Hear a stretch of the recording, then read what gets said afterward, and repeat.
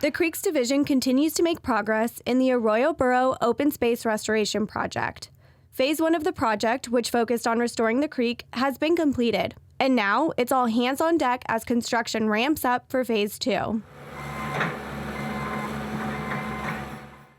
We are at the Arroyo Burro Open Space, and that's an open space park at the end of Allen Road. We are in the middle of construction for a restoration and access improvement project. I would say the community has been supportive and nothing but positive. We did a lot of community outreach as part of the planning for this project, so I think all the nearby neighbors are aware of what's happening.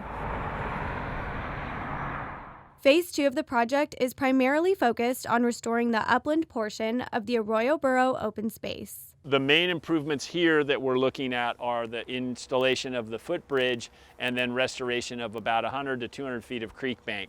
So we'll be planting a lot of native trees and bushes back here along the bank. For us, the habitat restoration is really important. It provides habitat for wildlife. It provides restoration of basically native vegetation that is so important and lacking in a lot of areas. I look around me and there's just a lot of non-native vegetation when you look around. Our riparian trees, which really the only place they grow is along our creeks, so our sycamores, our cottonwoods, our white alders, these riparian zones along our creek are the only place that they live, so being able to bring those species back is really important.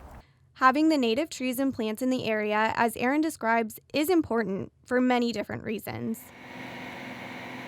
Insects are kind of the bottom of the food chain, right? And so the insects that are native to California and the birds are used to eating and are very highly productive for this type of environment, they prefer native plants. And so when you put those native plants in, you're kind of starting from the foundation and building up the web of life, for lack of a better word. You can definitely see a difference in the habitat. You can see we've got more pollinators using the site, we've got more butterflies using the site, but we do have some areas of non-native vegetation also. And it's not like all non-native vegetation is bad. It's just that in a lot of areas in California, the non-native vegetation has taken over everything and the native vegetation is very small. Another focus of Phase 2 in the Arroyo Burro Open Space Restoration Project is improving the natural drainage in the area.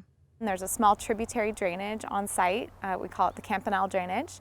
And we're looking to do some improvements there. It was pushed around by some previous land. There was like a bicycle racetrack and stuff built there. And we're just naturalizing it and planting it with plants, and then we're putting a little boardwalk across it as part of the path. Improving the hydrology in the area will give the newly planted native trees and plants the opportunity to grow and flourish. And the Creeks Division wants to give everyone a chance to come and enjoy the area by formalizing trail routes.